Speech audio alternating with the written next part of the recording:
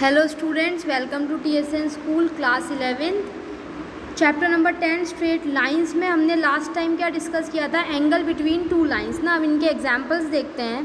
क्या कहता है, if the angle between two lines is π/4, यानी मुझे tan थीटा किसके बराबर दे रखा है, π/4 के, and slope of one line is m/1/2, यानी m1 की वैल्यू मुझे कितनी दे रखी है, 1/2। मुझे दूसरे की वैल्यू निकालनी है, यानी मुझे किसकी वैल्यू निकालनी है, m2 की। वेरी सिंपल है।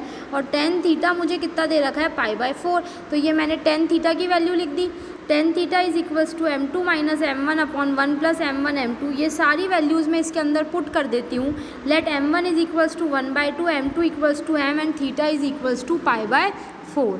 तो tan π/4 इज इक्वल्स टू कितना हो जाएगा, m2 को मैंने m मान लिया जो मुझे फाइंड आउट करना है, m माइनस 1/2/1 प्लस 1/2 m। और tan π/4 कितना होता है, 1 is equals to m minus 1/2/1 plus 1/2 m, which gives m minus 1/2/1 plus 1/2 m is equals to 1, m minus 1/2/1 plus 1/2 m is equals to -1। क्योंकि मॉड x है तो वो क्या होता है, यहाँ ये value 1 is equals to this है, यानी दो केसेस हो सकते हैं ना। ये मॉड में से जब निकलेगा, देखो, बिकॉज मॉड x भी x होता है और मॉड ऑफ -x भी कितना होता है, x होता है। तो या तो इसकी वैल्यू 1 के इक्वल आए या फिर इसकी वैल्यू -1 के इक्वल आए, दोनों केस हो सकते हैं, यानी इसका नेगेटिव। तो इसके नेगेटिव की जगह मैंने यहाँ -1 ले लिया। तो जब मैं इन दोनों को सॉल्व करूँगी, फर्स्ट वाले को अगर मैंने सॉल्व किया तो m कितना आएगा, 3। बिल्कुल सिंपल, हमको कुछ नहीं करना है, सीधा क्रॉस मल्टीप्लाई करना है। देखो m minus 1/2 is equals to 1 plus 1/2m कर लो। तो यहाँ पे ये m प्लस हो जाएगा, ये वाला भी m प्लस हो जाएगा। तो ये हो गया 1 minus 1/2m is equals to 1 plus 1/2। 1 minus 1/2 it means 1/2m is equals to 3/2। 3 से 3 कट गया, 2 से 2 कट गया, यानी m कितना आ गया, 3। इसी तरह से जब मैं इसको क्रॉस मल्टीप्लाई करके सॉल्व करूँगी तो मेरा m कितना आ जाएगा, -1/3। सिंपल क्रॉस मल्टीप्लाई कराना है। Hence slope of the other line is 3 और -3। तो एक ऐसी लाइन जिसका स्लोप 1/2 है, इसके साथ दो ऐसी लाइनें बन सकती हैं। एक लाइन जिसका स्लोप 3 है और एक लाइन क्या बन सकती है, जिसका स्लोप -1/3 है। तो इन दोनों लाइंस का जो इंटरसेक्टिंग एंगल होएगा एक दूसरे का, वो कितना होएगा, π/4 होएगा। इन दोनों लाइनों के बीच जो एंगल बनेगा वो स्टूडेंट्स कितना होएगा, π/4 होगा। देखो, इसने बनाई है यहाँ पे, ये इसने अपनी लाइन ली है, l इज इक्वल्स टू 1/2, ये L2 लाइन आई इसके 1/3, इसके साथ भी एंगल 45 डिग्री है। और ये L1 लाइन आई जिसका स्लोप -1/3 है, तो इस L का L1 के साथ भी एंगल कितना आया, 45 डिग्री ही आया। नाउ एग्जाम्पल नंबर 3 क्या कहता है, देखो, line through the points -2, 6 and 4, 8 is perpendicular to the line through the points 8, 12 and x, 24। मुझे x की वैल्यू बतानी है। तो सबसे पहले तो मेरे को क्या करना पड़ेगा, इन दोनों लाइन्स की स्लोप निकालनी पड़ेगी। एक लाइन जो इन 2 पॉइंट से पास हो रही है और एक लाइन जो इन 2 पॉइंट से पास हो रही है। तो इन दोनों लाइंस की जो स्लोप की वैल्यू होगी, परपेंडिकुलर की कंडीशन क्या कहता है कि m1 इंटू m2 को किसके बराबर करना पड़ेगा, -1 के। तो इस कंडीशन को लगाते ही मुझे x की वैल्यू मिल जाएगी। तो सबसे मैं फर्स्ट लाइन का स्लोप निकालती हूँ। m1 कितना हो जाएगा, y2 माइनस y1, यानी 8 minus 6/x2 minus x1, 4 minus of -2 which is equals to 2/6 which is equals to 1/3।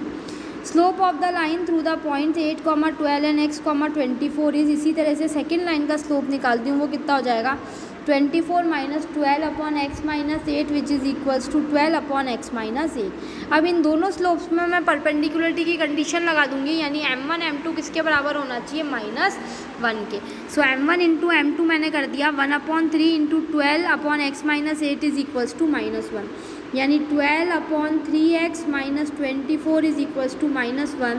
तो 12 कितना हो जाएगा, -3x प्लस 24। तो 3x is equals to 24 minus 12, यानी 12।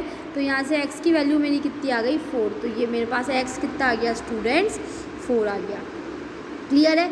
इस तरह से बिल्कुल सिंपल एग्जाम्पल्स हैं जो हमको इसमें करने हैं। देन जो हम टॉपिक एक और पढ़ रहे हैं, इसमें क्या टॉपिक आ रहा है, कोलिनियरिटी ऑफ 3 पॉइंट्स। 3 पॉइंट्स की कोलिनियरिटी यानी तीनों पॉइंट्स एक ही लाइन पे हैं। इसकी क्या कंडीशन होगी ये हम देखते हैं। We know that slope of two parallel lines are equal, दो पैरेलल लाइंस हैं तो उन दोनों का जो स्लोप है वो आपस में क्या होते हैं, इक्वल होते हैं। ये अभी हम पढ़ के आए। If two lines having the same slope pass through a common point, दो लाइन्स हैं जिनके स्लोप सेम है, वो अगर एक ही पॉइंट से पास हो रही है ना, दो लाइन जिनके स्लोप सेम है वो अगर एक ही पॉइंट से पास हो रही है, then two lines will coincide, तो ये जो दो लाइन्स होंगी ये आपस में क्या करेंगी, कोइंसाइड। सपोज़ ये मेरा एक पॉइंट है, एक मैंने लाइन ली ये वाली जो इससे पास हो रही है, और एक फिर मैंने लाइन ली ये वाली वो भी इसी से पास हो रही है। तो यहाँ पे हम क्या देखते हैं कि ये जो दोनों लाइन्स है ये आपस में क्या कर गई, कोइंसाइड कर गई, यानी एक दूसरे के ऊपर आ गई। Hence if A B and C are 3 points in X Y plane, A B C 3 points हैं एक्स वाई प्लेन में, then they will lie on a line, तो वो एक लाइन पे लाई करेंगे, that is 3 points are collinear, 3 points collinear होंगे कब, if and only if slope of A B is equals to slope of B C, यानी A B का slope किसके बराबर आए, बी सी के स्लोप के, तो ही मैं कहूँगी कि ये जो तीनों पॉइंट्स हैं कैसे हैं, कोलीनियर हैं। तो एग्जाम्पल 4 क्या कहता है, देखो इसका एप्लीकेशन, 3 पॉइंट्स मेरे को दे रखे हैं P H comma K, Q X comma 1 comma Y 1 और क्यू आर दे रखा है x2 कॉमा वाई 2। ये तीनों एक ही लाइन पे लाई कर रहे हैं, मतलब ये तीनों पॉइंट्स एक ही लाइन पे हैं। शो दैट, मुझे ये रिलेशन शो करना है। तो since points P Q and R are collinear, क्योंकि ये तीनों एक ही लाइन पे हैं मतलब कोलीनियर है, तो मैं क्या बोल सकती हूँ कि स्लोप ऑफ पी क्यू और आर, तो स्लोप ऑफ पी क्यू किसके बराबर होएगी, स्लोप ऑफ क्यू आर के। तो पी क्यू के पॉइंट्स के बीच में मैंने स्लोप की इक्वेशन लगा दी, यानी y2 माइनस y1, तो यहाँ पे मेरा y2 है y1 माइनस के अपॉन x1 माइनस एच बराबर स्लोप ऑफ क्यू आर, यानी y2 minus y1 upon x2 minus x1। जैसे ही मैं इसको सॉल्व करूँगी, देखो इसने क्या किया है, इस वाली साइड में से नेगेटिव, इसमें से भी नेगेटिव कॉमन लिया, ऊपर से भी नीचे से भी, तो ये क्या हो जाएगा, minus of K minus y1 upon minus of h minus x1। तो ये हो गया k minus y1 upon h minus x1 is equals to y2 minus y1 upon x2 minus x1, और h माइनस x1 अब into y2 minus y1 is equals to k minus y1 into x2 minus x1। Clear है students. इसी तरह से example number 5 हम करते हैं। In figure 10.9 time and distance graph हमको दे रखे हैं of a linear motion given.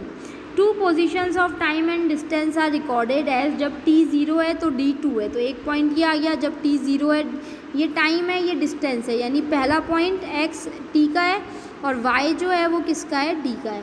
तो जब t 0 है d2 है, और जब t 3 है तो d कितना है, 8 है। तो ये हो गया 3,8। Using the concept of slope find law of motion, that is how distance depends on time. मेरे को ये बताना है कि जो डिस्टेंस है वो टाइम पे कैसे डिपेंड कर रही है।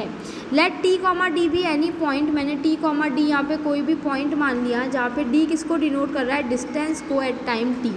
इसका मतलब 0, d, 3,8 और t, d ये तीनों कैसे होंगे, कोलीनियर होंगे। तो इन दोनों के बीच की स्लोप किसके बराबर होगी, इन दोनों के बीच के स्लोप की। तो slope of 0, 2 and 3,8 is equals to slope of 3,8 and t, d।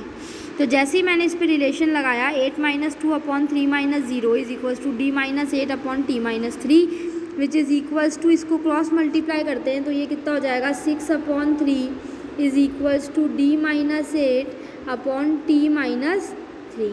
तो ये हो गया 6 into T minus 3 is equals to 3 into D minus 8। जैसे इसको सॉल्व करेंगे तो d मेरे पास कितना आ जाएगा, 2 into T plus 1 which is the required relation.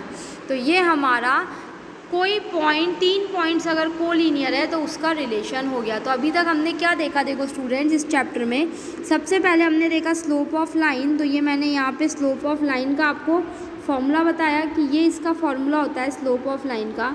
फिर हमने पैरेलल लाइन की और परपेंडिकुलर लाइन की कंडीशन देखी। तो पैरेलल के लिए m1 बराबर m2 होना चाहिए और परपेंडिकुलर के लिए m1 इंटू m2 माइनस 1 के इक्वल होना चाहिए।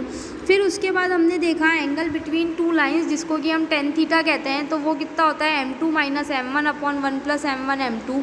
फिर उसके बाद लास्ट टॉपिक जो हमने देखा वो हमने देखा कोलिनियरिटी ऑफ 3 पॉइंट्स। तो 3 पॉइंट्स कोलिनियर होंगे अगर slope of A B is equals to किसके हो, स्लोप ऑफ बी सी के। यानी मिड पॉइंट से मैं, मिड पॉइंट मतलब जो बीच का पॉइंट है वहाँ से दोनों तरफ की स्लोप जो है वो क्या होनी चाहिए, इक्वल होनी चाहिए। तो हम कहेंगे कि ये जो पॉइंट्स है ये कोलिनियर है। इसके बेसिस पे हमने कुछ एग्जांपल्स किए। Exercise 10.1 is an homework as an assignment I am giving to you. आप इसको कंप्लीट कीजिए, क्वेश्चंस को अच्छे से समझिए। इंटरेस्टिंग चैप्टर है, बिल्कुल फॉर्मूला बेस्ड। तो अब तक जो हमने पढ़ा आप उसके फॉर्मूला साथ के साथ लिखते जाओ नोट्स की तरह, तो ये चैप्टर आपको रिवाइज करने में बिल्कुल भी प्रॉब्लम नहीं होगी। सो स्टूडेंट्स, मिलते हैं अब हम नेक्स्ट क्लास में। Thank you student.